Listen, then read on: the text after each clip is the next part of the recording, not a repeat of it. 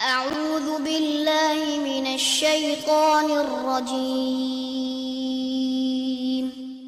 بسم الله الرحمن الرحيم الحمد للہ رب العالمین والصلاة والسلام علی نبینا محمد وعلی آلہ وصحبہ اجمعین اما بعد۔ آج ہم ہیں الدرر البہیہ کے ساتھ، جس کے مؤلف ہیں امام شوکانی رحمہ اللہ، جو فوت ہوئے ہیں 1250 ہجری میں 1250۔ یمن کے بہت بڑے عالم دین تھے اور بہت سی ان کی کتب ہیں۔ تفسیر میں بھی ان کی کتاب ہے فتح القدیر، اور یہ بہت سے سلفی مدارس میں یہ کتاب پڑھائی جاتی ہے۔ نیل الاوطار ان کی کتاب ہے جو مدینہ یونیورسٹی کے کلیۃ الحدیث میں پڑھائی جاتی ہے۔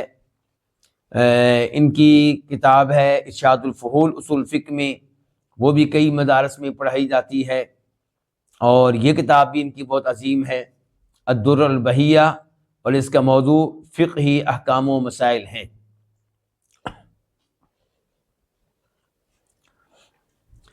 ہم پڑھ رہے ہیں آج کل اس کتاب میں موجود کتابوں میں سے چوتھی کتاب، کتاب الزکاۃ، زکوٰۃ کے بارے میں کتاب ہے، اور اس کا پڑھیں گے آج ہم الباب الرابع، چوتھا باب۔ وہ کیا ہے؟ باب مصارف الزکاۃ، زکوٰۃ کے مصارف کیا ہیں۔ مصارف سے مراد زکوٰۃ کہاں کہاں پہ خرچ کی جائے گی، زکوٰۃ کس کس کو دی جائے گی، زکوٰۃ کس کس کو دے سکتے ہیں۔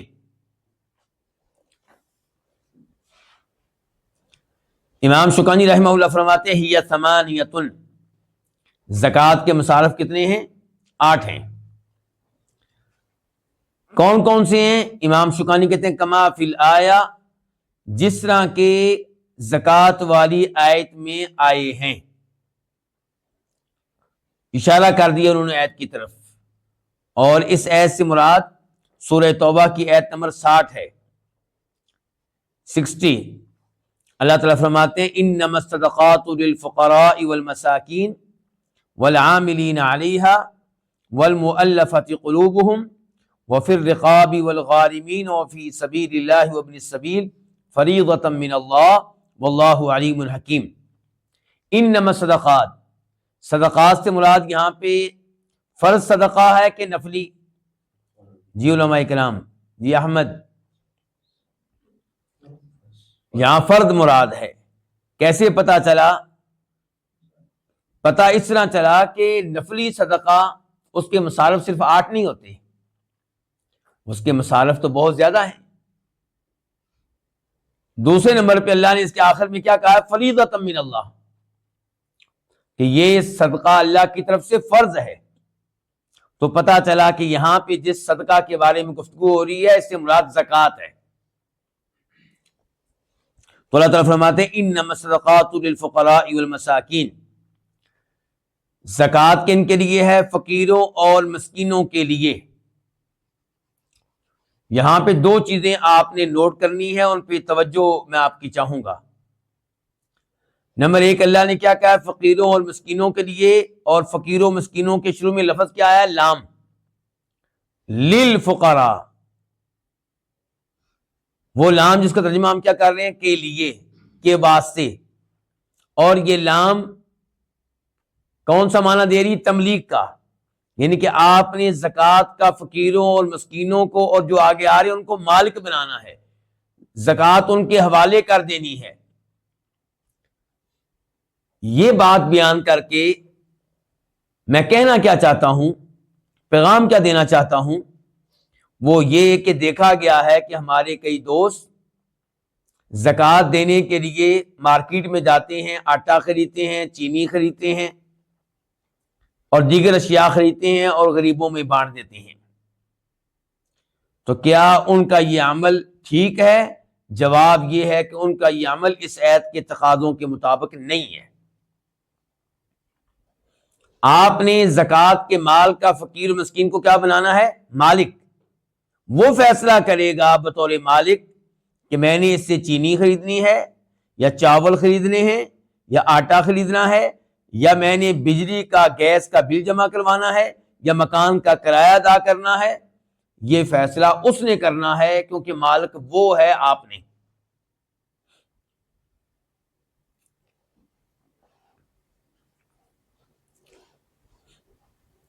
البتہ علماء کرام نے یہ فتویٰ دیا ہے کہ اگر کہیں پہ کوئی ایسا فقیر اور مسکین ہے جو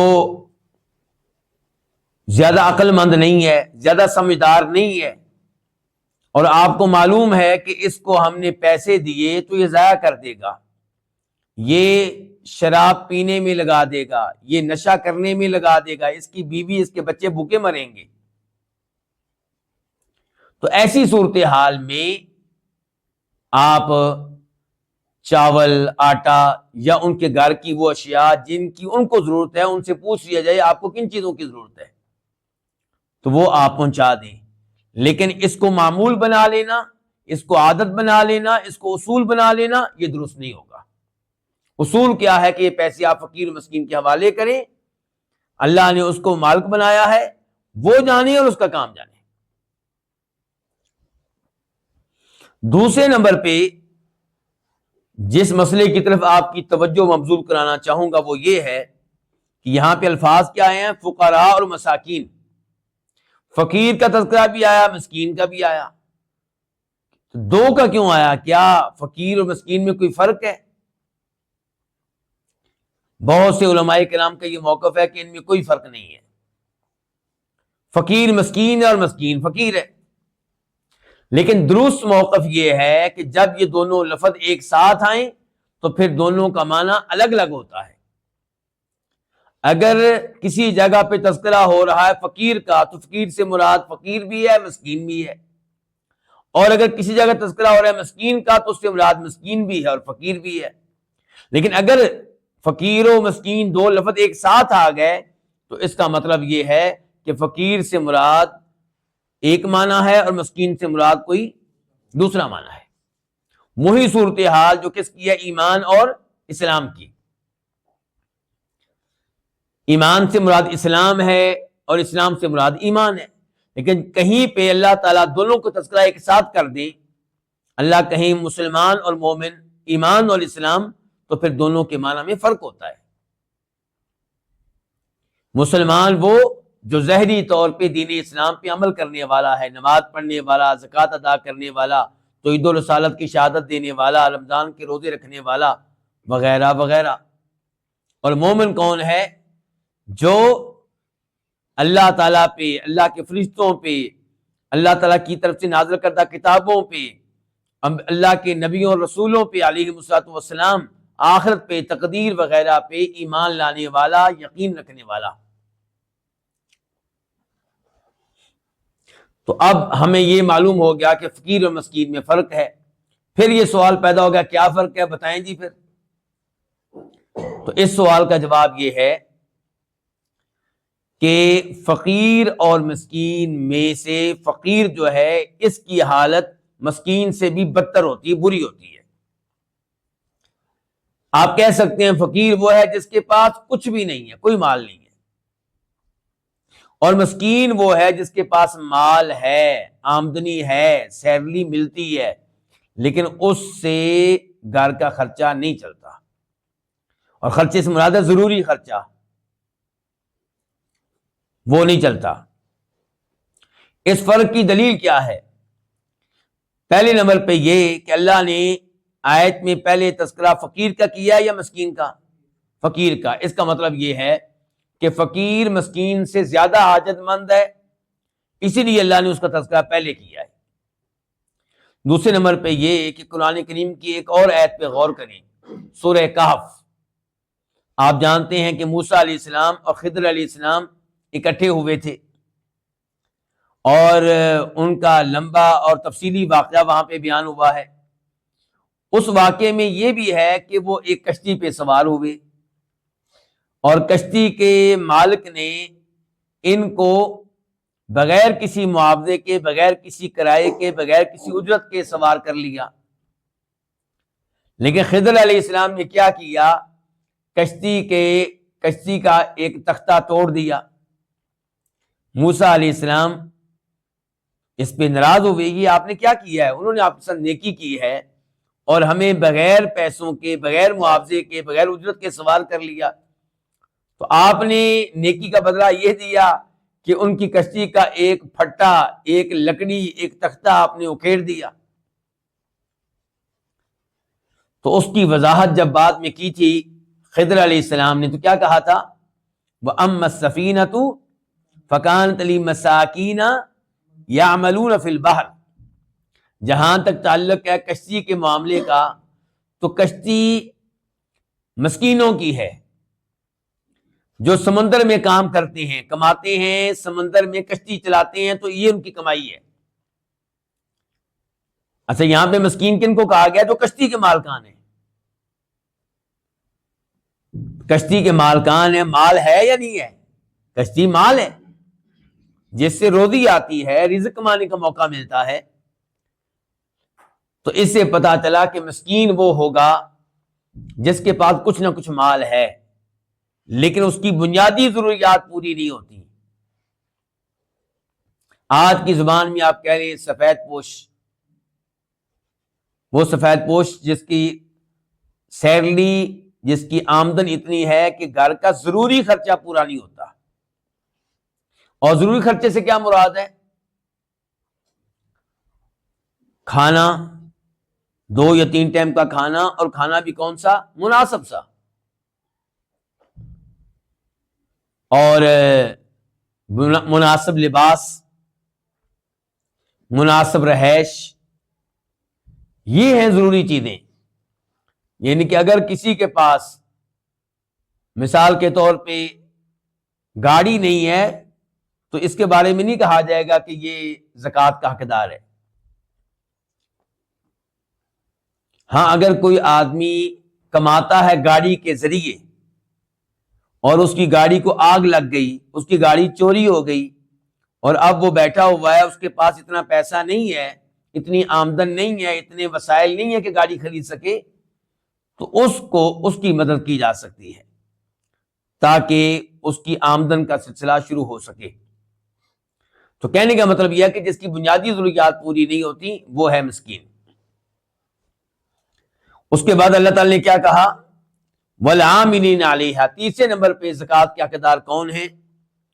وہ جو زکوٰۃ جمع کرنے والے ہیں، زکوٰۃ جمع کرنے کے لیے کام کرنے والے ہیں، محنت کرنے والے ہیں، جن کی ڈیوٹی لگتی ہے حکومت کی طرف سے کہ آپ زکوٰۃ جمع کریں۔ تو زکوٰۃ جمع کرنے والا چاہے امیر ہو، اس کو اجرت کہاں سے دی جائے گی؟ زکوٰۃ کے مال سے۔ تو وہ زکوٰۃ اس لیے نہیں لے گا کہ فقیر و مسکین ہے، بلکہ اس لیے لے گا کہ اپنی محنت کی اجرت وہ لے رہا ہے۔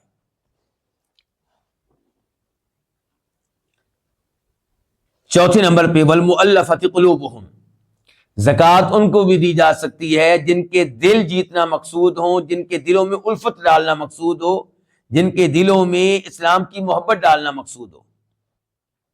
اس سے مراد کون ہے؟ اس سے مراد کئی لوگ ہو سکتی ہیں۔ نمبر 1، وہ جو نئے مسلمان ہوئے ہیں، چاہے وہ امیر ہیں، ان کو زکوٰۃ دی جا سکتی ہے تاکہ وہ اسلام پہ پختہ ہو جائیں، پکے ہو جائیں۔ ابھی وہ نئے اسلام میں آئے ہیں، انہیں پریشانیوں کا سامنا ہے، ان کا بائیکاٹ کیا جا رہا ہے ان کے خاندان کی طرف سے، تو مسلمان ان کی مدد کریں۔ اگر مدد دیگر اموال سے نہیں ہو سکتی تو زکوٰۃ سے کریں تاکہ وہ اسلام پہ پختہ ہو جائیں، پکے ہو جائیں۔ دوسرے نمبر پہ وہ جو ابھی مسلمان نہیں ہوئے لیکن مسلمان ہونے کی امید ہے، تو آپ تحفے تحائف دیتے ہیں، مال پیش کرتے ہیں زکوٰۃ میں سے تاکہ وہ مسلمان ہو جائیں۔ تیسرے نمبر پہ وہ کافر جو اپنے معاشرے میں ایک مقام و مرتبہ رکھتے ہیں اور آپ یہ سمجھتے ہیں کہ اگر ان کو زکوٰۃ کا مال دیا جائے تو یہ مسلمانوں پہ ہونے والے ظلم و ستم کو روک سکتے ہیں، تو ان کو بھی زکوٰۃ دی جا سکتی ہے۔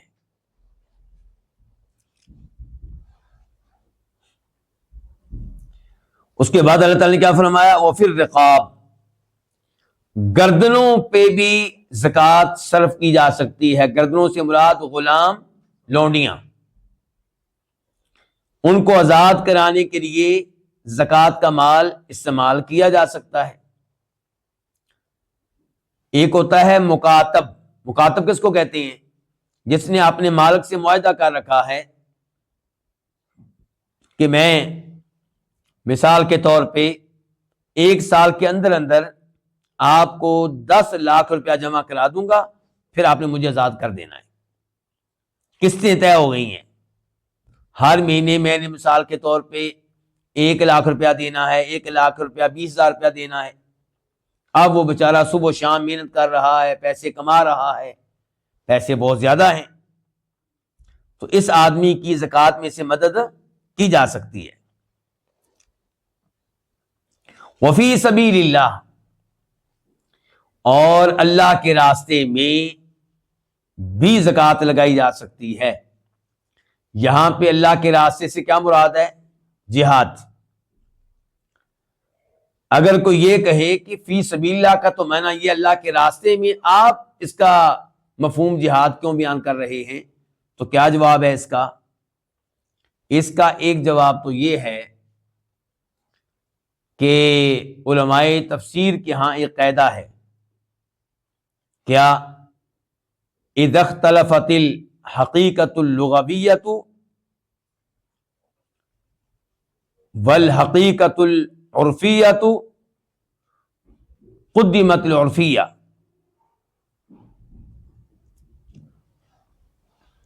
کہ ایک لفظ کے 2 معنی ہیں. ایک اس کا لغت کے لحاظ سے معنی، لغت کے لحاظ سے معنی یہاں پہ کیا؟ اللہ کے راستے میں. تو یہ تو وسیع لفظ ہے. مسجد بھی کے اوپر خرچ کریں تو اللہ کے راستے میں ہے، مدرسے پہ خرچ کریں اللہ کے راستے میں ہے، آپ سڑک بنا دیں نیک نیتی سے ثواب کے لیے تو وہ بھی اللہ کے راستے میں ہے، ہاسپٹل بنا دیں وہ بھی اللہ کے راستے میں ہے، یتیموں بیواؤں کے اوپر خرچ کریں اللہ کے راستے میں ہے، مہمانوں پہ خرچ کریں اللہ کے راستے میں ہے. یہ ہو گیا اس کا لغوی معنی. اور عرفی معنی کیا ہے؟ جس ماحول میں قرآن نازل ہوا، جن لوگوں پہ قرآن نازل ہوا، وہ فی سبیل اللہ کو کس معنی میں استعمال کرتے تھے؟ جہاد کے معنی میں. تو جب لغوی معنی اور شرعی اور عرفی معنی اس میں اختلاف ہوگا تو کون سا معنی لیا جائے گا؟ عرفی معنی لیا جائے گا. دوسرے نمبر پہ آپ ایک اور بات پہ غور کریں کہ اگر ابن السبیل سے مراد یہ ہو کہ اللہ کے راستے میں، تو پھر اللہ تعالیٰ یوں کہہ دیتے انما الصدقات فی سبیل اللہ، پھر فقیروں کا الگ نام لینے کی ضرورت نہیں تھی، مسکینوں کا الگ نام لینے کی ضرورت نہیں تھی، جو زکوٰۃ جمع کرنے والے ہیں ان کا نام لینے کی ضرورت نہیں تھی، اگر یہ اتنا عام لفظ ہے تو.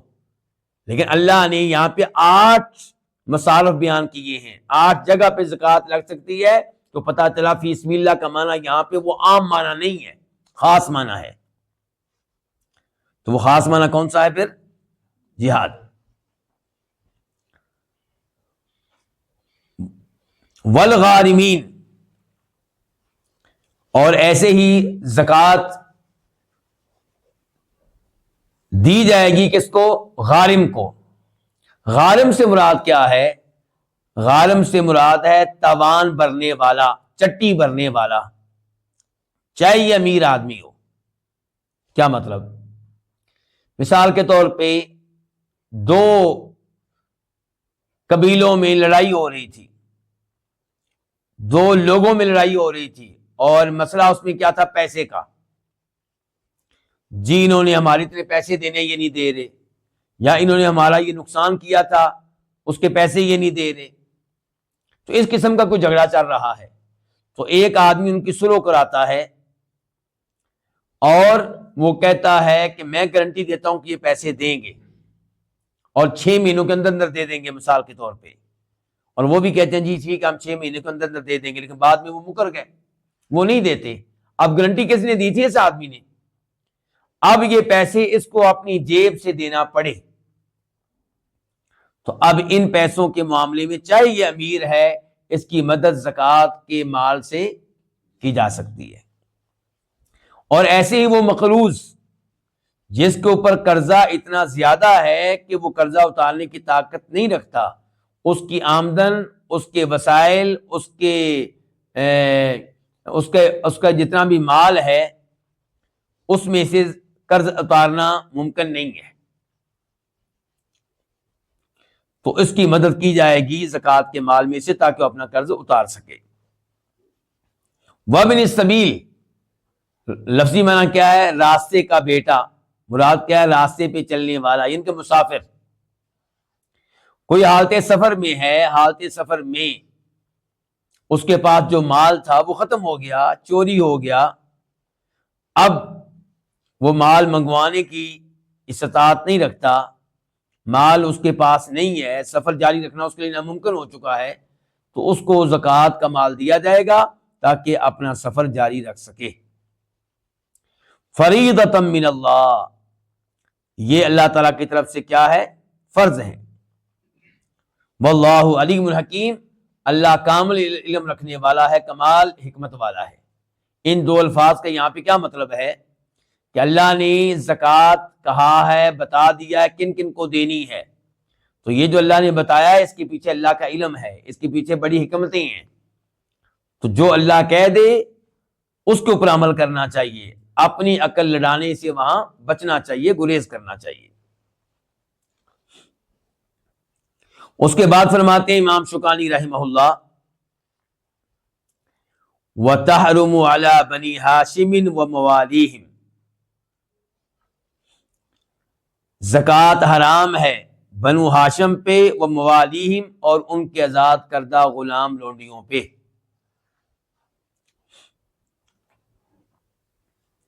پہلے نمبر پہ بنو ہاشم سے مراد کون ہے؟ نبی علیہ الصلوۃ والسلام کے آباء و اجداد میں سے ایک ہیں عبد مناف۔ کون ہے؟ عبد مناف۔ عبد مناف کی اولاد میں 4 بیٹے ہیں، نمبر 1 ہاشم، نمبر 2 مطلب، نمبر 3 نوفل، نمبر 4 عبد شمس۔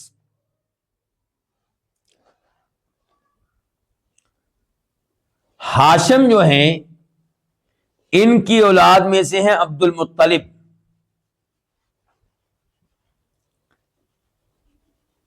عبد المطلب کیا لگتے ہیں؟ نبی علیہ السلام کے دادا۔ تو پھر ہاشم کیا لگے آپ کے؟ پردادا۔ اچھا، عبد المطلب جو ہیں یہ ہاشم کی اولاد ہیں، ہاشم کی اولاد میں سے عبد المطلب بھی زندہ رہے، ان کے عبد المطلب بھی وہ ہیں جن کی اولاد آگے بڑھی۔ ہاشم کی اولاد میں سے صرف عبد المطلب ہے جن کی اولاد آگے بڑھی ہے۔ تو اب زکوٰۃ کن پہ حرام ہے؟ ہمارے مؤلف نے کہا ہے بنو ہاشم پہ۔ ٹھیک ہو گیا۔ اب بنو ہاشم کون ہے؟ مثال کے طور پہ بنو ہاشم ہیں جناب علی، کون ہے؟ بنو ہاشم میں سے ہیں، کیونکہ علی کس کے بیٹے ہیں رضی اللہ عنہ؟ کس کے بیٹے ہیں؟ ابو طالب کے۔ ابو طالب کس کے بیٹے ہیں؟ عبد المطلب کے۔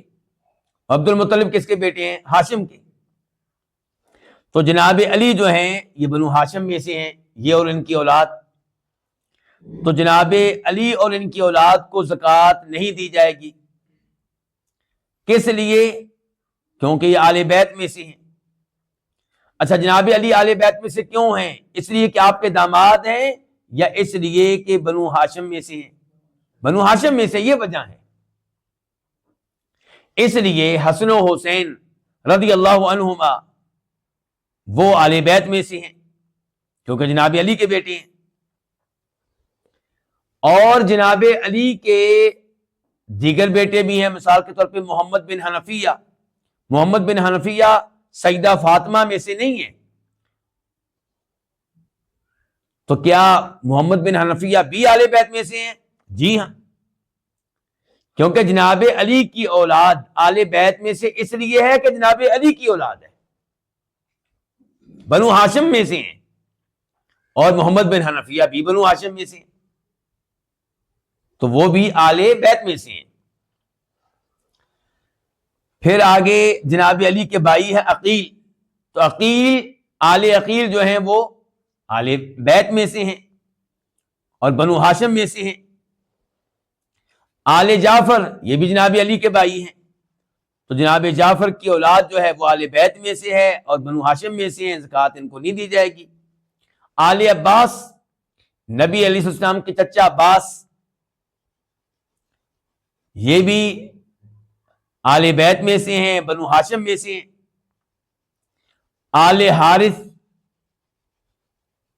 یہ بھی آپ کے چچا ہیں، آل بیت میں سے ہیں، ان کی اولاد آل بیت میں سے ہے، تو ان سب کو زکوٰۃ نہیں دی جائے گی۔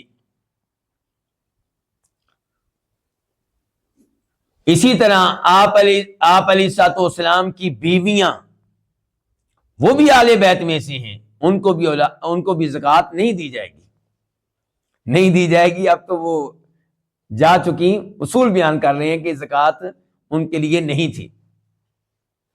کیسے پتا چلا کہ وہ آل بیت میں سے ہیں؟ سورہ احزاب اللہ تعالیٰ تذکرہ کر رہے ہیں نبی علیہ السلام کی بیویوں کا، بلکہ باقاعدہ ان کو مخاطب کر رہے ہیں، براہ راست ان سے گفتگو کر رہے ہیں، اے نبی کی بیویوں، یا نساء النبی۔ اور پھر اللہ تعالیٰ کہتے ہیں انما یرید اللہ لیذھب عنکم الرجس اہل البیت، کہ اے آل بیت، اے نبی اسلام کے گھر والو، اللہ تعالیٰ تم سے گندگی کو دور کرنا چاہتا ہے۔ تو اس عید سے پہلے بھی گفتگو آپ کی بیویوں سے ہو رہی ہے، اس عید کے بعد بھی گفتگو آپ کی بیویوں سے ہو رہی ہے، تو آپ کی بیویاں آل بیت کے لفظ میں سب سے پہلے داخل ہیں یہاں پہ سورہ احزاب میں۔ تو پتہ چلا کہ آپ کی بیویاں آل بیت میں سے ہیں، تو اس لیے زکوٰۃ ان کے لیے جائز نہیں تھی۔ اور اس کی مزید تائید کے طور پہ میں ایک روایت بھی آپ کے سامنے رکھوں گا، یہ مصنف ابن ابی شیبہ کی روایت ہے، نمبر ہے 1811 10811 ابن ابی ملیکہ سے روایت ہے کہ خالد بن سعید نے سیدہ عائشہ رضی اللہ عنہ کو صدقہ کی ایک گائے بھیجی، تو سیدہ عائشہ نے اسے واپس کر دیا اور کیا کہا، اِنَّا آلَ مُحَمَّدٍ لَا تَحِلُّ لَنَا الصَّدَقَةِ، ہم آل محمد صلی اللہ علیہ وسلم ہمارے لیے زکوٰۃ جائز نہیں ہے، ہمارے لیے حلال نہیں ہے۔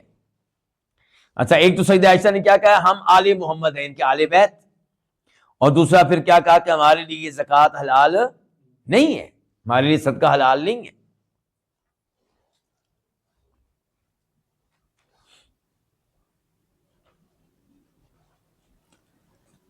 تو آپ کی بیویاں آل بیت میں سے، آپ علیہ الصلوۃ والسلام کے مسلمان چچا آل بیت میں سے، چچاؤں کی مسلمان اولاد بھی آل بیت میں سے۔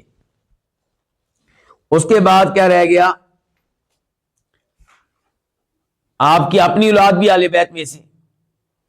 اب مسئلہ اگلا رہ گیا وموالیہم، اور بنو ہاشم کے آزاد کردہ غلام، ان کے لیے بھی زکوٰۃ حلال نہیں ہے۔ تو بنو ہاشم کے جو آزاد کردہ غلام لونڈیاں ہیں، ان کا مسئلہ بیان کرنے سے پہلے میں دلیل دینا چاہوں گا اس بات کی کہ آپ کے جو چچا ہے مسلمان اور ان کی اولاد مسلمان، وہ آل بیت میں سے ہیں اور ان کے لیے زکوٰۃ حلال نہیں ہے۔ اس کی دلیل دینا چاہوں گا، کیونکہ آپ کو پتا ہے کہ رافضی لوگ آل بیت کا نام استعمال کرتے ہیں، لیکن افسوس سے کہنا پڑتا ہے کہ آپ کی بیویوں کو آل بیت میں شمار نہیں کرتے، آپ کے چچاؤں کو آل بیت میں شمار نہیں کرتے، آپ کے چچاؤں کی اولاد کو آل بیت میں شمار نہیں کرتے۔ دلیل ہے مسلم شریف کی حدیث نمبر 1072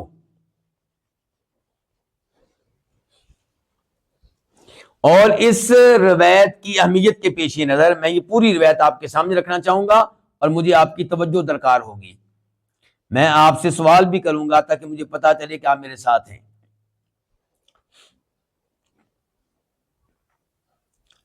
راوی ہیں عبد المطلب بن ربیہ بن حارث. کون ہے جی؟ عبد المطلب بن ربیہ بن حارث. اور حارث آپ علیہ السلام کے کیا چچا، ربیہ کیا لگے آپ کے چچا کے بیٹے، اور عبد المطلب کیا لگے چچا زاد بیٹے کے بیٹے، یعنی کہ آپ کے چچا کے پوتے، آپ کے چچا حارث کے پوتے عبد المطلب وہ حدیث روایت کر رہے ہیں. کہتے ہیں کہ ربیہ بن حارث کیا لگے راوی کے والد. عبد المطلب راوی جو ہیں وہ کہہ رہے ہیں یہ وہ عبد المطلب نہیں ہے جو آپ کے دادا تھے، بلکہ یہ کیا ہیں؟ آپ کے چچا کے پوتے. تو یہ عبد المطلب کہتے ہیں کہ میرے والد ربیہ بن حارث اور عباس بن عبد المطلب اکٹھے ہوئے. عباس بن عبد المطلب کیا لگتے ہیں؟ نبی علیہ السلام کے چچا. اور ربیہ کیا لگتے ہیں؟ آپ کے چچا زاد. ایسے ہی ہو گیا نا. فقال، دونوں کہنے لگے واللہ لو بعثنا هذین الغلامین الى رسول اللہ صلی اللہ علیہ وسلم فکلماہ، کہ ہمیں ان دو لڑکوں کو بھیجنا چاہیے نبی علیہ الصلوۃ والسلام کے پاس. کن دو لڑکوں کو؟ عباس اپنے بیٹے فضل کی بات کر رہے ہیں رضی اللہ تعالی عنہم، اور ربیہ اپنے بیٹے عبد المطلب کی بات کر رہے ہیں جو اس حدیث کے راوی ہیں. ان دونوں کے والد جو ہیں اپنے اپنے بیٹوں کے بارے میں گفتگو کر رہے ہیں، فضل بن عباس اور عبد المطلب بن ربیہ کے بارے میں گفتگو ہو رہی ہے کہ ان دونوں کو اللہ کے رسول کی طرف بھیجتے ہیں. فکلماہ، تو یہ اللہ کے رسول سے بات چیت کریں. فامرہما علی ہذه الصدقات، تو نبی علیہ الصلوۃ والسلام ان کو ڈیوٹی دے دیں زکوٰۃ کا مال جمع کرنے کی. گویا کہ ان دونوں کو بھیجا جا رہا ہے کس لیے؟ کہ ان کو کوئی ڈیوٹی دی جائے، اور ڈیوٹی کریں گے تو اس کا پھر ان کو معاوضہ ملے گا، اجرت ملے گی. فَأَدَّيَا مَا يُؤَدِّي النَّاسِ، تو جیسے لوگ زکوٰۃ کا مال جمع کر کے آپ تک پہنچاتے ہیں یہ بھی پہنچا دیں گے. وَأَصَابَ مِمَّا يُصِيبُ النَّاسِ، اور جیسے نبی علیہ الصلوۃ والسلام دوسرے لوگوں کی ڈیوٹی لگاتے ہیں پھر ان کو معاوضہ دیتے ہیں، اجرت دیتے ہیں، ان کو بھی اجرت مل جائے گی. اور اصل میں مسئلہ کیا تھا؟ ان کی شادی کا، کہ بھی ان کی شادی کرنی ہے تو اس کے لیے مال چاہیے، حق مہر وغیرہ ادا کرنا ہے، دیگر ضروریات ہیں. تو یہ دونوں کون؟ دونوں ان دونوں کے والد عباس اور ربیہ، یہ دونوں گفتگو کر رہے تھے، مشورے کر رہے تھے کہ اوپر سے پہنچ گیا جناب علی رضی اللہ عنہ. جناب علی عباس کے کیا لگتے ہیں؟ بھتیجے. ربیہ کے کیا لگتے ہیں؟ کزن، چچا زاد. فوقف علیہما، جناب علی ان کے پاس آ کے ٹھہر گئے، رک گئے. تو انہوں نے یہ پوری بات ان کو بتائی جناب علی کو. جناب علی کہنے لگے لا تفعلا، یہ کام نہ کرنا، میرا مشورہ کیا ہے، یہ کام نہ کرنا. فواللہ ما هو بفاعل، اللہ کی قسم نبی علیہ الصلوۃ والسلام یہ کام کبھی نہیں کریں گے. تو ربیہ بن حارث نے جناب علی کے اس جواب کو پسند نہیں کیا، تو کہنے لگے جناب علی سے واللہ ما تصنع هذا الا نفاسة منك علینا، آپ اصل میں ہم سے حسد کرتے ہوئے یہ بات کر رہے ہیں. آپ کو اللہ تعالیٰ نے نبی علیہ السلام کا داماد بنایا، ہم نے تو کوئی حسد نہیں کیا. آپ کو کتنا بڑا اعزاز ملا ہے کہ آپ اللہ کے نبی کے کیا بنے ہیں؟ داماد صلی اللہ علیہ وسلم، اور ہم نے کوئی حسد نہیں کیا. اچھا، یہ سب جو گفتگو کرنے والے آپس میں کون ہیں؟ آل بیت میں سے ہیں سب. اسے پتا چلا کہ وہ لوگ انسان تھے، چھوٹی موٹی غلط فہمی آپس میں پیدا ہو جاتی تھی لیکن بنیادی طور پہ ایک دوسرے سے محبت کرنے والے تھے. جناب علی کہنے لگے ٹھیک ہے پھر ارسلوہما، بھیجو ان کو. تو وہ دونوں چلے گئے اور جناب علی ادھر ہی لیٹ گئے انتظار میں کہ کیا جواب آتا ہے، سنتے ہیں دیکھتے ہیں. تو جب نبی علیہ السلام نے ظہر کی نماز پڑھائی تو یہ راوی کہتے ہیں، راوی کون ہے؟ عبد المطلب بن ربیہ.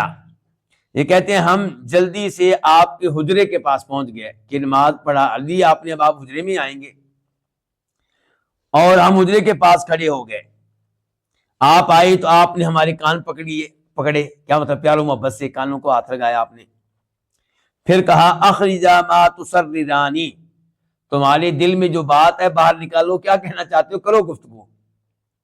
پھر آپ اندر داخل ہو گئے، ہم بھی آپ کے ساتھ داخل ہو گئے، اور اس دن آپ زینب بنت جحش کے گھر میں تھے رضی اللہ تعالی عنہا۔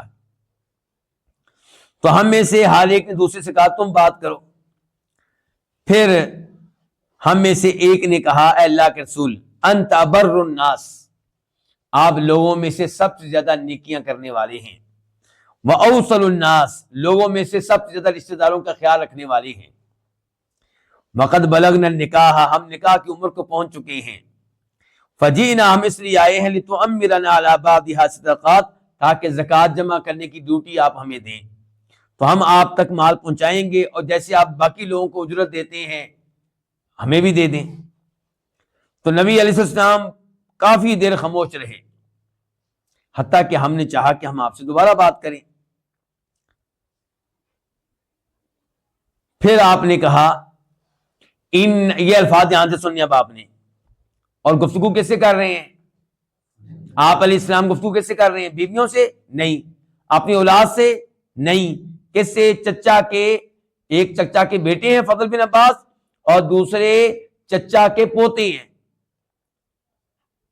تو چچاؤں کی اولاد سے بات ہو رہی ہے نا۔ کہا ان الصدقۃ لا تنبغی لآل محمد، زکوٰۃ صدقہ آل محمد کے لیے حلال نہیں ہے، جائز نہیں ہے، انما ہی اوساخ الناس، یہ تو لوگوں کا میل کچیل ہے۔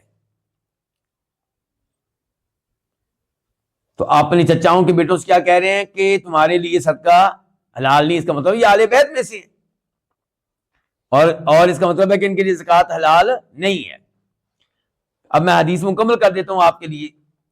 پھر آپ نے کہا جی مہمیہ کو بلاؤ، اور مہمیہ بن جز یہ وہ آدمی تھے جن کی ڈیوٹی تھی خمس کے مال کے اوپر، 5واں حصہ جو مال ہوتا تھا۔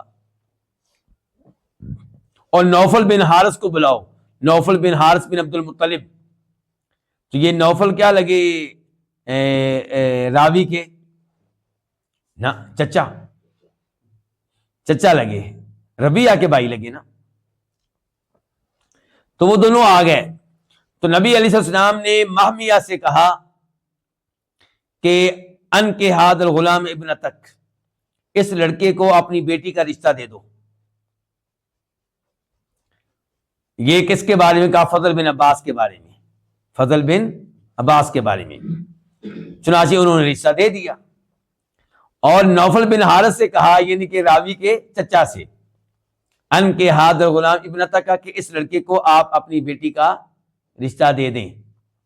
تو انہوں نے میرے نکاح میں اپنی بیٹی دے دی، اور پھر آپ نے مہمیہ سے کہا کہ ان دونوں کا حق مہر خمس کے مال سے ادا کرو۔ کس مال سے؟ خمس کے مال سے، کیونکہ خمس میں حق ہوتا ہے نبی علیہ الصلوۃ والسلام کا اور آپ کے رشتہ داروں کا، تو وہاں سے ان کا خمس ادا کیا گیا، زکوٰۃ میں سے نہیں۔ تو مجھے امید ہے کہ اس حدیث کو آپ اچھی طرح سمجھ چکے ہوں گے۔ اچھا، اب یہ مسئلہ بھی حل ہو گیا چچاؤں کا۔ اب مسئلہ رہ گیا بنو ہاشم کے کون؟ موالی کا۔ موالی سے مراد ان کے آزاد کردہ غلام اور لونڈیاں۔ ہمارے مؤلف امام شوکانی کہہ رہے ہیں کہ ان کے لیے بھی زکوٰۃ حلال نہیں ہے، ان پہ بھی حرام ہے۔ اس کی کیا دلیل ہے؟ ابو داؤد شریف کی حدیث ہے، نمبر ہے 1650 1650، اور اس حدیث کو صحیح قرار دیا ہے شیخ البانی رحمہ اللہ وغیرہ نے۔ راوی کون ہے؟ ابو رافع، کہ نبی علیہ الصلوۃ والسلام نے ایک آدمی کو زکوٰۃ کا مال جمع کرنے کے لیے بھیجا۔ اس آدمی کا تعلق تھا بنی مخزوم سے، مخزوم قبیلے سے۔ تو اس آدمی نے ابو رافع سے کہا، جو ہماری حدیث کا بھی راوی ہے ابو رافع، اور یہ ابو رافع یاد رہے یہ نبی علیہ السلام کے آزاد کردہ غلام ہیں۔ ابو رافع کون ہے؟ آپ علیہ السلام کے آزاد کردہ غلام۔ تو ان سے کہا اس آدمی نے ابو رافع سے کہا اس صحابی آپ بھی میرے ساتھ آئیں، دونوں مل کے زکوٰۃ کا مال جمع کرتے ہیں۔ فَإِنَّكَ تُصِيبُ مِنْهَا، تو آپ کا بھی فائدہ ہو جائے گا، آپ کو بھی اجرت مل جائے گی، آپ کو بھی معاوضہ مل جائے گا۔ تو وہ ابو رافع کہنے لگے حَتَّى آتِيَ النَّبِيَّ صلی اللہ علیہ وسلم، میں اللہ کے نبی صلی اللہ علیہ وسلم سے پوچھے بغیر تمہارے ساتھ نہیں جاؤں گا۔ آپ کے پاس آئے، آپ سے سوال کیا تو آپ نے کہا مول القوم من انفسہم، کسی بھی قوم کا آزاد کردہ غلام ان کا حصہ ہوتا ہے، آزاد کرنے والوں کا حصہ ہوتا ہے۔ وَإِنَّا لَا تَحِلُّ لَنَا الصَّدَقَةُ، ہمارے لیے زکوٰۃ حلال نہیں ہے، مطلب ہے کہ ابو رافع تم ہمارے آزاد کردہ غلام ہو، تمہارے لیے بھی حلال نہیں ہے۔ یہ حدیث سمجھ گئے آپ لوگ؟ اچھا، اب آپ کو پتا ہے کہ کئی لوگ آپ کی بیویوں کو آل بیت میں سے نہیں مانتے، جبکہ صحیح بات یہ کہ وہ آل بیت میں سے ہیں، میں نے دلیل اس کی دے دی قرآن کی آیت۔ ایسے ہی علماء کرام میرے ساتھ ہیں نا آپ لوگ، لیکن اس کے اوپر ایک اعتراض ہو سکتا ہے۔ اعتراض کیا؟ کہ اگر آپ کی بیویاں آل بیت میں سے ہوتی تو بریرہ کو صدقہ نہ لگتا۔ یاد ہے بریرہ والی حدیث بول گئے کہ یاد ہے؟ بخاری شریف کی حدیث ہے، اس کا نمبر میں بتا دیتا ہوں آپ کو، 1493 1493 بخاری شریف میں، کہ نبی علیہ السلام گھر میں تشریف لائے تو گوشت کی خوشبو آپ نے سونگھ لی، لیکن جب آپ کو کھانا دیا گیا تو گوشت نہیں تھا، تو آپ نے کہا بھی گوشت کی خوشبو آ رہی تھی، تو سیدہ عائشہ کہنے لگی وہ تو صدقے کا گوشت تھا جو بریرہ کو ملا ہے۔ تو آپ علیہ السلام نے کہا بریرہ کو صدقہ ملا، اب بریرہ جب ہمیں دے گی، ہمیں کھلائے گی تو وہ صدقہ نہیں ہوگا، صدقہ اس کے لیے تھا، ہمارے لیے وہ بریرہ کی طرف سے کیا ہوگا؟ تحفہ، گفٹ، یعنی کہ بریرہ مالک بن گئی نا، بریرہ کیا بن گئی؟ مالک۔ اب وہ چاہے اس کو بیچے، چاہے اس کو تحفہ کے طور پہ دے، جو مرضی کرے، تو یعنی کہ ہمارے لیے حلال ہے۔ تو آپ علیہ السلام نے پھر وہ گوشت کھایا۔ سوال یہ ہے کہ بریرہ کے لیے، بریرہ کس کی لونڈی ہے؟ سیدہ عائشہ کی۔ بریرہ کو کس نے آزاد کیا تھا؟ بولیے علماء کرام، سیدہ عائشہ نے۔ تو اگر سیدہ عائشہ آل بیت میں سے ہیں تو ان کی لونڈی بریرہ کے لیے صدقہ کیوں حلال ہو گیا، جبکہ ابو رافع کے لیے تو حلال نہیں ہوا؟ تو کیا جواب ہے اس کا؟ اس کا جواب یہ ہے کہ نبی علیہ الصلوۃ والسلام اور آپ کے چچاؤں کی اولاد اور آپ کی اپنی اولاد، یہ سب ہیں آل بیت میں سے پیدائشی طور پہ، ایسے ہی ہے، بنو ہاشم ہے، پیدا ہوتے ہی جو بچہ پیدا ہوگا آل بیت میں سے ہے۔ اور آپ کی بیویاں آل بیت میں سے کب بنی؟ جب شادی ہوئی، شادی نہ ہوتی تو آل بیت میں سے نہیں ہے۔ تو اس کا مطلب یہ ہے کہ وہ آل بیت میں سے بنی ہے آپ کے تابع ہو کر، آپ کے متحد ہونے کی وجہ سے، آپ کی بیویاں ہونے کی وجہ سے۔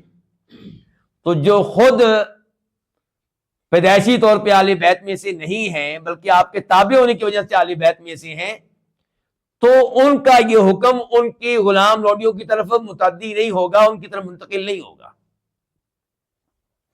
یہ فرق سمجھ گیا علماء کرام؟ چلیں جی، اللہ آپ کو جزائے خیر دے۔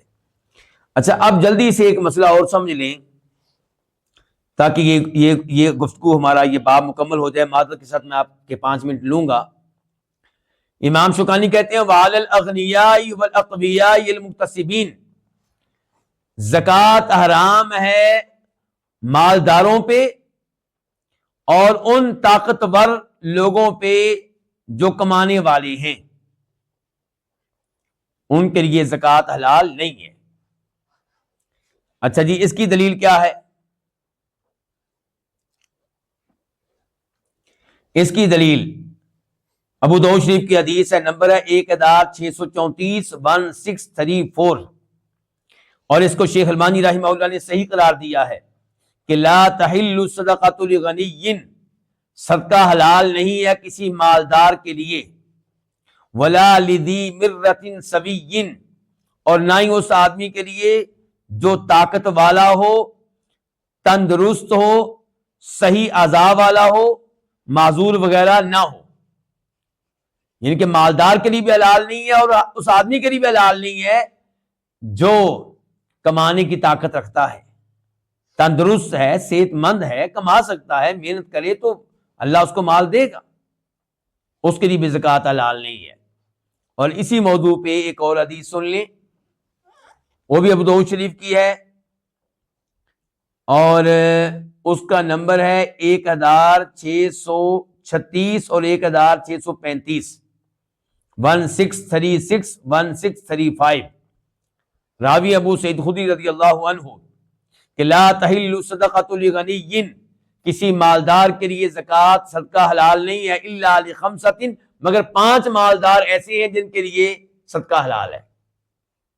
نمبر 1 لغاد فی سبیل اللہ، جو اللہ کی راہ میں جہاد کرنے والا ہے، چاہے وہ مالدار ہو، لیکن یہ اس آدمی کی بات ہو رہی ہے جس کو سیلری نہیں ملتی۔ اگر کوئی فوج میں ہے، اس کو سیلری ملتی ہے تو اس کے لیے زکوٰۃ حلال نہیں ہوگی۔ زکوٰۃ اس مجاہد کے لیے حلال ہے جس کو سیلری وغیرہ نہیں ملتی۔